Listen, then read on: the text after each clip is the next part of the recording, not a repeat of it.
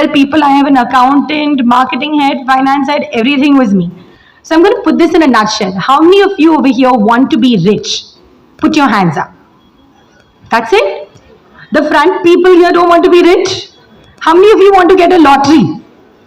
Win a lottery? How many of you want to travel in business class and first class? How many of us want to be able to take holidays every month? How many of us want to keep ourselves happy? How many of us find ways to keeping ourselves happy? I'm seeing the hands go down. How many of us actually make sure that we keep ourselves happy first? Yeah, so how do we keep ourselves happy? Do we keep our health happy by treating ourselves to a burger? By watching TV? Anything? So the topic that I've been told to cover is work-life balance. And for me to make you understand that topic of work-life balance and relationships, I'm going to tell you all one simple thing. There is nothing when you grow up called work-life balance. There is nothing. There is life and then there is work. And if you need to find that balance, you have to find that balance by peace within yourself. A lot of speakers before me that came up had some valid points and they were so true, I was literally scribbling. If you noticed, I was like, oh my God, I need to put this down. This point is really good. But one of the valid points that someone mentioned here was, your background doesn't define you, you define your future. Do you all agree with that? Do you agree with that? Which means that each of you out here are cut out for something big. The person who's sitting next to you today, you might not know who that person is, but tomorrow he might actually turn out to be a minister. I can give you live examples. Nabila was very peaceful when she said that she was not just the backbencher. The teachers would tell her, I don't know what you're going to make out of your life. It was literally that. And today, it's the same Nabila. And there's definitely been a switch. You can't just say that I was a backbencher and I made it big. Everyone has a switch. It's important for you all to understand what that switch is in your life. Guys, I started my career at 16 and literally with 500 rupees. The most important people in my life today was my teacher. And my teacher told me, pack your suitcase wisely. There was a teacher called Miss Marcel who was our chemistry teacher and I always got single digits. I never understood what chemistry was. I'm from the creative field and for me chemistry was just like, okay, put two masalas together, get the color, pass my paper. Right? That's how it was. But she one day sat me down and said, your life is like a suitcase. Fill it with the things you need. Like the important things you need. Right? And what is these important things in our life? We take family for granted all the time. We take our siblings for granted all the time. We take people who care about for granted all the time. Right? For us, friends become the most important thing, which is true. Friends are really important. But at some point, we need to draw boundaries. Those boundaries need to be drawn with your friends, with your parents, with your siblings. Because unless you keep yourself happy, you can't make anyone else happy. I'm going to put down some figures out there and y'all are going to tell me if those figures are enough. And the reason I'm mentioning these figures is because it's very important to understand. I come from a pure business background. My 3 generations have always been in business. My aunt, my father, but all of us have been creative entrepreneurs. Do you know who a creative entrepreneur is? Anyone who knows a creative entrepreneur? Basically, somebody who can sell something from nothing. Like you can take a stone and you can still sell it.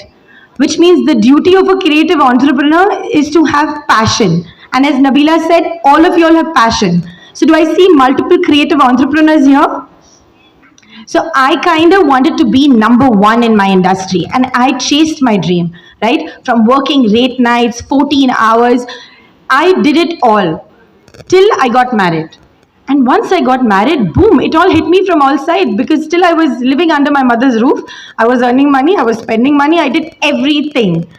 But then work-life balance hits.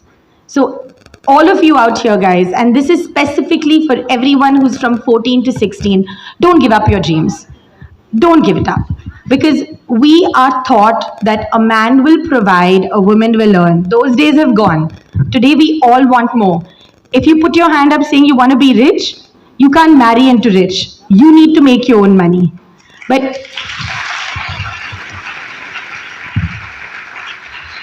But for all of that, what's super important is relationship building. You have to work on your relationships. Gone are the days where what will people think? You need to think about what do you think of yourself, right? That's where you bring out the change. Another thing, how many of y'all over here have siblings, brothers, sisters? How often do we tell our brother and sister that we love them? Never. Do you know my sister? Till from what I know, she used to tie a dead rat and hang it against the door and torture me. That was the relationship we shared. When I left, she just wanted my room. And till date, we never shared clothes. Who likes sharing clothes with their siblings? Yeah? You do? Wow, you're the good ones. I never like sharing. What is mine is mine. But somewhere, today I'm almost 40 and I miss that relationship. And I know me standing here looks like a second generation saying this, but there are only three things I want you to take back from my talks today. Everybody who's seeing here, sit down here, and this is a real life story, guys. There are days where I've not had even 50 rupees in my bank account. There are days where I've had 5 crores in my bank account. So I'm not going to call myself a successful person because I'm a serial entrepreneur. Hoega to hoega, nahi hoga to nahi hoga. Belief. You have to have belief. And this is where you all will understand why communication and relationships matter. I don't know if Sir knows this, but he comes from an army background. He was in the Air Force, and I wanted my first break. When I started my company, who's going to give a 20-year-old girl a business, right? But Sir over here introduced me as his niece. I'm not his niece, I'm a distant relationship. I'm a distant relation. But he took me in, he held me responsible, and that was my first big break I got. That order was for 1.5 lakhs. And the only reason he did that is he said, no, I see talent in this girl. And when I left the room, he told me, he said, I have put my word, please make sure you deliver. The fear of having that somebody else is believing in you made me perform. With Aga Sultan uncle over here, he comes across as very low-key, but believe me, the power he has, he moves mountains. We were in a wedding, there were 2,000 people standing in a line. I was literally over there, he was on stage, and it was some minister's child's wedding. I just smiled at him because he knew that I didn't want to wait in that line. He made that effort to get somebody to get me on stage. Now, all of this is to do with what? It is not who you are, falane ka daughter. It's the relationship you share with the person. So every time you look at somebody and you say assalamu alaikum or you just say a hello, you don't know where and how far that will take you in life. My topic to be covered was relationship building. Again, why is it so important? It also stems from social media, right? Like when Nabila was saying, unless it's work, don't put it up. I'll go back to an experience. Nabila and me are really tight. Today she picks up the phone, I will do stuff for her and vice versa. Every time I go to Delhi, we meet. We meet at 2 in the night, 3 in the night. But I put up this one post of both of us being friends on my Instagram. The next day I had 150 DMs. Can you get me in touch with her? I'm like, bro, from that day, I don't put up anything which is my personal space. Because if you want to communicate with somebody, you pick up the phone. You meet them in person. Don't get things get so bad, especially with relationships. The age that y'all are in, whether it's your friends, whether it's your teachers are literally your role models. As teachers, you have no idea how much they will shape your life. And as students, guys, y'all are living the best life ever. Like you do not imagine the fact that I know at this point everyone's into, why should I talk about my problems? What is depression? Well, you're looking at a person who's actually been through depression not once but twice. And you'll be like, uska kya problem hai? Uske paas to sab kuch hai. No, my biggest problem was communication. Because I had set my standards so high to perform that I wanted to be number one everywhere. Number one in work, number one in marriage, number one to be with my child. It ate into me to a fact that I didn't even know I was depressed. Because my business is Dotted Eye and we sell happiness. We make gift hampers, we do events, we keep everyone happy. But in trying to make other people happy, I myself became sad. And that is why my first question was, how do each one of you keep yourselves happy? Guys, the solution to that and I would repeat again, is if you're a Muslim, read your namaz.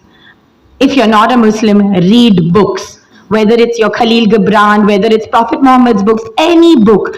The only way knowledge will spread, the only way you will find your calmness is through walks, through reading books, and communicating with your family. Like Nabila rightly said, in our generation, more than my mother, it was my bua. I had my aunt, I had my cousins, so we confided in people. If you do not communicate with others, nobody knows what's going in through your head. And the latest trend that is coming is, I don't want to talk about it. Right? How many of us tell our parents, I don't want to talk about it? Come on, I'm one of them. I'm putting my hand up. Yeah? Till date. Because we feel they don't understand us. But the truth is, they never will. A mother and a father are going to try to, but look at it from their perspective. Their generation was different. Their thoughts were different. But at the end of the day, if you're not going to be able to communicate, it's going to affect you in the long run. Bengaluru के town hall में अंजुमन सोगरा का एक बड़ा awareness program, voice against social evils, समाजी बुराइयों के खिलाफ बुलंद हुई आवाज, खास तौर पर मोबाइल फोन, सोशल मीडिया के खतरनाक असरात से नौजवान नस्ल को, यंग जनरेशन को चौकन्ना किया गया। Mobile phone addiction, social media के एडिक्शन की वजह से नौजवान नस्ल गुमराह हो रही है।